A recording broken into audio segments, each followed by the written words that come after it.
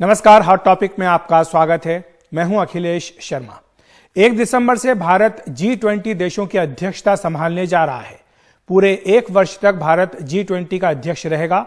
इस दौरान पूरे देश में 32 विभिन्न क्षेत्रों में 200 से भी ज्यादा महत्वपूर्ण बैठकें आयोजित की जाएंगी।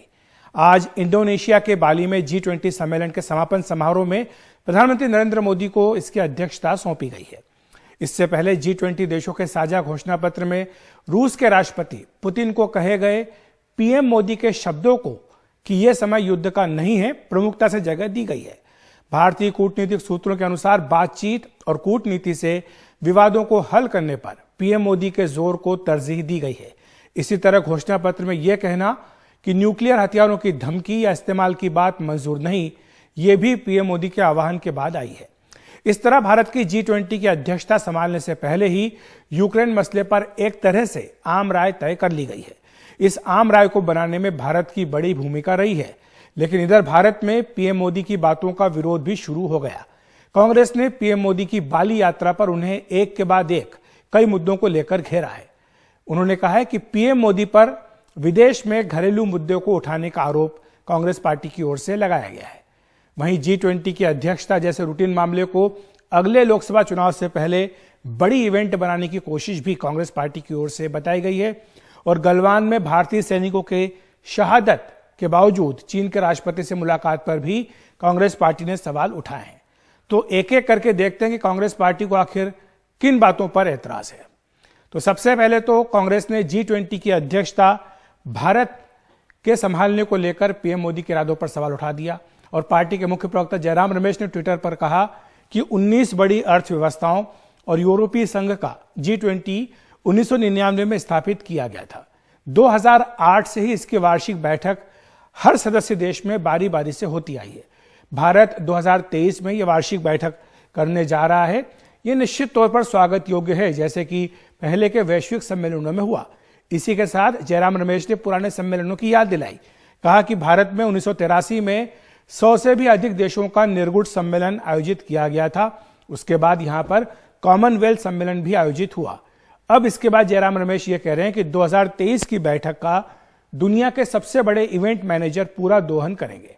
और वो ये आरोप लगा रहे हैं कि 2024 के लोकसभा चुनाव में लोगों का असली मुद्दों से ध्यान भटकाने के लिए इस पूरी G20 का इस्तेमाल किया जाएगा। ये कांग्रेस पार्टी की ओर से आरोप लगाया गया है।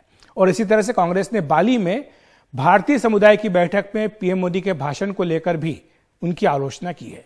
आपको बताएं कि पीएम मोदी ने भारतीय समुदाय के लोगों से बाली में कहा था कि 2014 के पहले के और बाद के भारत में बहुत बड़ा अंतर आया है।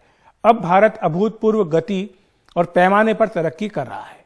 कांग्रेस ने इस बयान को लेकर पीएम मोदी को आड़े हाथों लिया। जयराम रमेश ने ही ट्वीट किया और कहा कि यह एक लंबी परंपरा है, लंबे समय से चली आई परंपरा है कि पीएम घरेलू राजनीति को विदेश नहीं ले जाते हैं।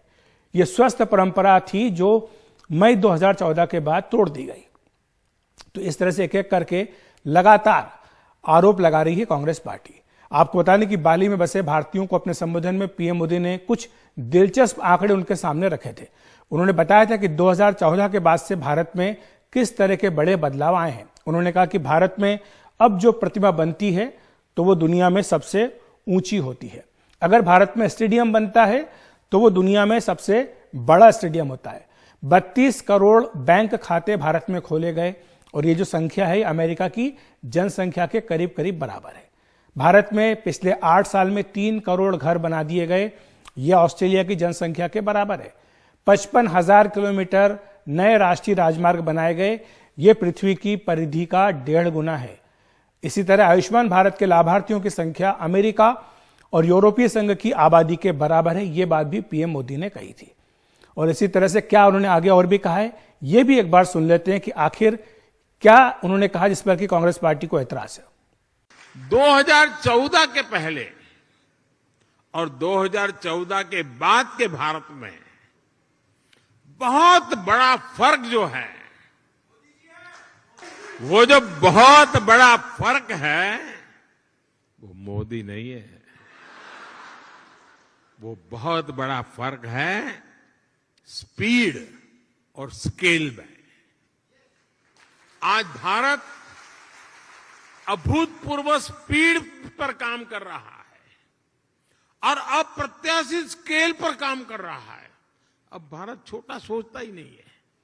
स्टैच्यू बनाएगा तो दुनिया में सबसे बड़ा, स्टेडियम बनाएगा तो दुनिया में सबसे बड़ा। 2014 के बाद से भारत ने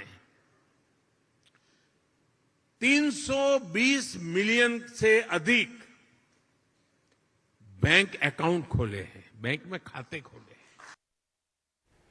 हमारे साथ ललिता कुमार मंगलम हैं, बीजेपी के नेता, साथ ही प्रोफेसर अजय उपाध्याय हैं, कांग्रेस के प्रवक्ता। आप दोनों का बहुत बहुत स्वागत है एनडीटीवी इंडिया पर। सबसे पहले प्रोफेसर उपाध्याय, आपके पास आना चाहूंगा। अगर विदेश में जाकर देश की उपलब्धियों के बारे में बताया जाए तो इसमें घरेलू राजनीति या घरेलू मुद्दों को विदेश में ले जाने वाली बात कहां से आ गई? एकदम अच्छी बात है। देश की प्रशंसा होनी चाहिए, देश का गौरव गान होना चाहिए, देश की अस्मिता और स्वाभिमान पर नगारा ढोल पिटना चाहिए। अच्छी बात है, सबके लिए अच्छा है। हमारे भी प्रधानमंत्री, देश के प्रधानमंत्री हैं, वो जब जाएं तो ये करें।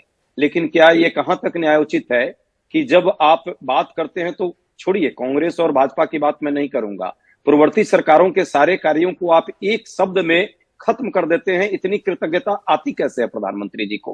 कृतज्ञता की भी एक सीमा होती है। 14 से पहले क्या वाजपेयी जी की सरकार ने कुछ नहीं किया इस देश में?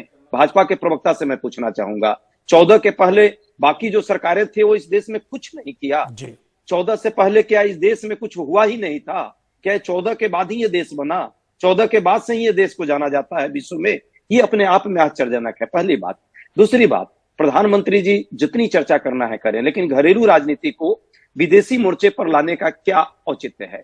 क्या विदेश में जाकर के प्रधानमंत्री के पद पर भाजपा के वो अध्यक्ष हो, भाजपा के प्रचार मंत्री हो और वो जाए, जितनी जिसको बोलना है बोल सकते हैं। लेकिन आज तक की परंपरा में ऐसा देखा? वाजपेयी जी भी देश के प्रधानमंत्री थे, भाजपा के प्रधानमंत्री थे, कांग्रेस के इतने प्रधानमंत्री हुए और भी विपक्षी दलों के प्रधानमंत्री हुए। कभी भी विदेश में जाकर विदेशी धरती पर भारत के अपने किसी पार्टी और घरेलू राजनीति का किसी भी चश्मे से कभी दुरुपयोग किया? मुझे नहीं लगता। ये दिल बड़ा होना चाहिए, और दिल बड़ा होगा तभी देश जो है के लोगों में उसकी स्वीकारोक्ति ज्यादा होती है। ठीक है ललिता जी, और आप विदेशों में भी भारत क्योंकि कांग्रेस पार्टी आरोप लगा रही है कि घरेलू मुद्दों को वहां ले जाना, और दूसरी बात यह कहना कि 2014 के पहले भारत अलग था, उसके बाद भारत अलग हुआ है, तो जो पहले की सरकारें थी क्या उनके योगदान को नहीं स्वीकार करना चाहिए? देखिए, मोदी जी ने पहले ही कहा था कि ये भारत की बात हो रही है, मोदी की नहीं। और उन्होंने कहीं भी उनके स्पीच में ये नहीं कहा कि पहले किसी ने कोई काम नहीं किया। ये कांग्रेस की पार्टी की जो इनसिक्योरिटी है वो बहुत साफ दिखा है। अब ये बात जो हुई है वो G20 में नहीं हुई है, वो हुई है वहां के इंडियन डायस्पोरा के बीच में। तो इंडियन डायस्पोरा क्या सुनना चाहते हैं नॉर्मली कि हमारे देश, जो लोग they may not be Indian citizen, हो सकता है उसमें इंडियन के सिटीजन जो वहां काम करते हैं वो भी बहुत थे। I don't know the makeup of the audience में, बट मैं कह रही हूँ कि वो लोग हमेशा सुनना चाहते हैं कि इंडिया में क्या हो रहा है। तो इन्होंने यही बात किया। अब अगर कांग्रेस इसको ऐसे लेती है कि वो कह रहे हैं कि भाजपा ने कभी पहले काम नहीं किया, अटल जी के गवर्नमेंट ने काम नहीं किया या कांग्रेस ने काम नहीं किया, ये उनकी इनसिक्योरिटी है। देश के बारे में, देश को प्रोजेक्ट करने में हर पीएम का वो एक कर्तव्य है। अभी इस साल G20 की चेयरमैनशिप संभाला है इंडिया। मोदी जी प्रधानमंत्री हैं, इसलिए वो गए हैं उसको ये करने के लिए। ये नहीं है कि मोदी जी ने संभाला है। मोदी जी ने अगर संभाला है दैट इज एज भारत के प्रधानमंत्री के रूप में। ऑर्डिनरी, मतलब कोई ऑर्डिनरी सिटीजन इंडिया का नहीं संभाला, वो इंडिया को रिप्रेजेंट करते हैं। लेकिन इस पर G20 के चेयरमैनशिप का ये लिया। कांग्रेस का यह कहना है कि 2024 के लोकसभा चुनाव से पहले बीजेपी सरकार इसको एक बड़ी इवेंट के तौर पर पेश करेगी ताकि जो जनता के मुद्दे हैं उनसे ध्यान भटकाया जा सके। देखिए G20 में देश के सबसे उच्च 20 इंडिया के सिवाय, अगर आप ये मानने के लिए तैयार नहीं है कि हम टॉप 20 में हैं आज, तो 19 देश हैं जिन्होंने भी इसमें अपनी सहमति दी है। ये इंडिया के, मतलब भाजपा गवर्नमेंट का निर्णय नहीं है। ये G20 जो गुट है, जो ऑर्गेनाइजेशन है, उन लोगों ने एग्री किया है। आप जानते हैं कि इट्स अ रोटेटिंग प्रेसिडेंटशिप। हर दफा कोई नया देश उस G20 का प्रेसिडेंट या चेयरमैन बनता है। तो इस दफा हम बने हैं।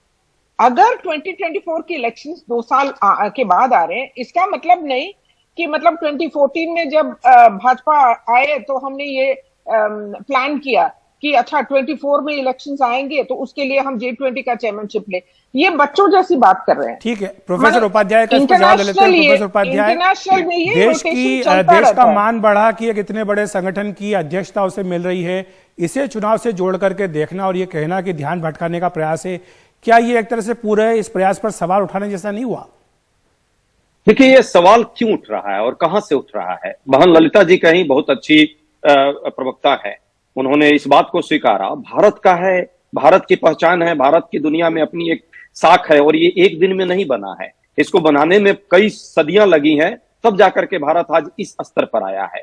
जहां तक टर्न की बात है, ये भी बात सच है कि ये पहली बार नहीं है, इससे पहले भी कई आयोजन हुए हैं। गुटनिरपेक्ष देशों का 100 देशों का यहाँ पे सम्मेलन हुआ 1983 में, सबको पता है।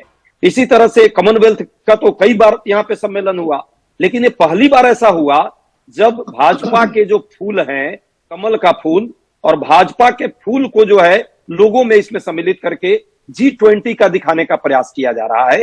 ये पहली बार हुआ है, ये इससे पहले नहीं हुआ। फूल अब कमल पर आती है कि राष्ट्रीय फूल है, राष्ट्रीय फूल है तो भैया उसका कलर अलग है, इस पर ऑलरेडी डिबेट हो गया है।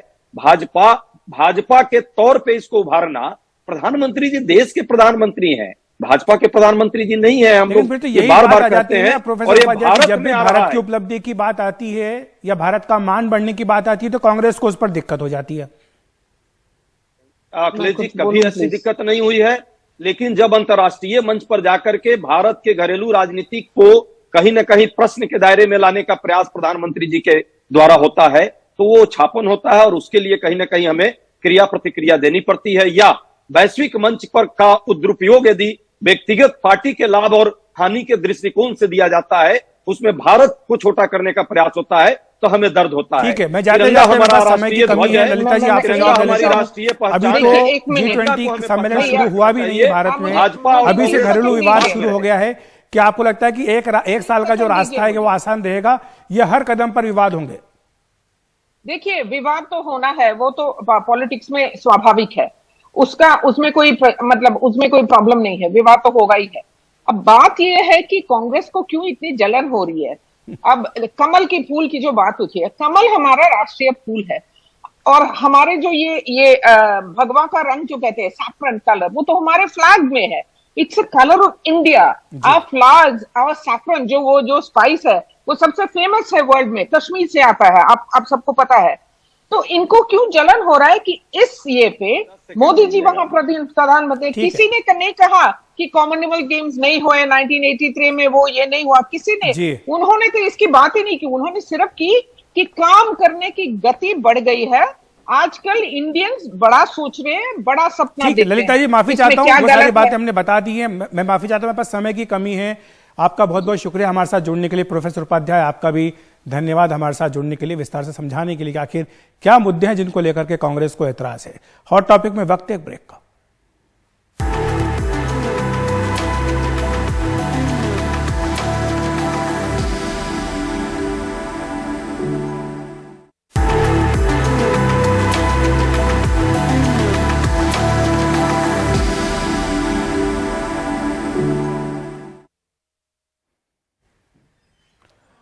तो भारत को अगले साल के लिए G20 सम्मेलन की अध्यक्षता मिल गई है। इस बीच इंडोनेशिया के बाली में पीएम मोदी ने कई देशों के प्रमुखों के साथ द्विपक्षीय बैठकें भी की।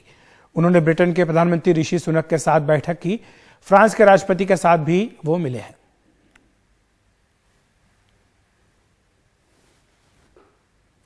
और दुनिया की आबादी अब 8 अरब के पार हो गई है। पिछले 11 साल में 100 करोड़ लोग बढ़े हैं।